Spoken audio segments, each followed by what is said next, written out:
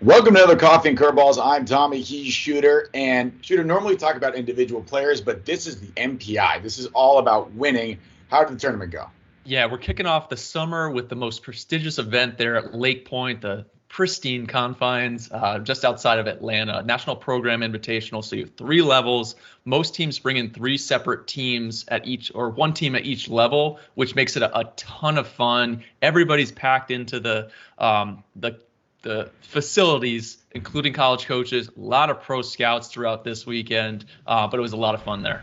The 15U bracket, the title going to Wow Factor. Yeah, Wow Factor 15U, which is a star-studded national program. They came in. I thought the 2026s, which had more than half of the top 100 players in the country in attendance, which made it for a fantastic gathering. There's no cupcakes there. You walk into the first game, you better be ready to strap it on and play. Wow Factor did have to strap it on that first game to carry it out throughout, but they had a really good week. Noah Everly, a California kid, put on a show, 8 for 18, can really turn that barrel. He's really twitchy.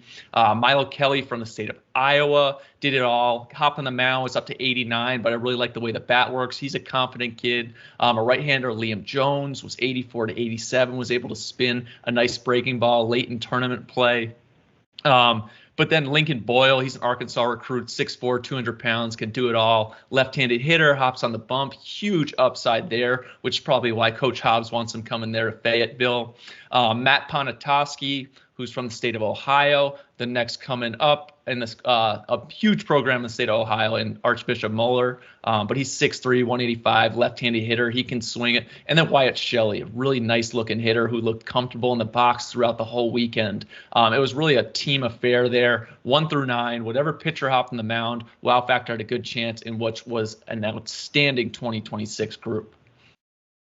All right, so that's Wow Factor, the winners of the 15U group up to 16U. So you mentioned a lot of these programs have multiple teams and different age groups. This team won twice. Canes National, first of all, with their 16U national team. Yeah, so Canes National, which is another star-studded, coast-to-coast program of 2025s. They just slugged their way to this championship. And we're looking at a pair of Ole Miss recruits in Coy James from the state of North Carolina, infielder, and Jackson Miller from the state of Florida. Between the two, they went 16 for 31 over the course of the week. And these dudes were just banging. Coy James has some twitchy hands. He's got that it factor. Jackson Miller can really run. He's a true center fielder out there. Left-hander Jack McKernan from the state of Texas. He's committed to UT. He hopped on the bump and showed some big-time stuff up to 92, collecting some swings and misses in the zone. But that Canes National, 1 through 9, any arm they threw out there, we knew we were going to score some runs. They attacked the zone. So kudos to that Canes National 16U program for winning the NPI. And then jumping up to the 17U, it's the Canes Midwest team taking home the championship. Oh, yeah. So Canes Midwest, I feel like they just show up the NPI and they find a way to win. And Indiana State playoffs were still going in. They were trying to collect some guys, but they didn't come without some star power. Jack Brown, more thought of as an arm. He did go a complete game, 2-1 victory where he struck out 8.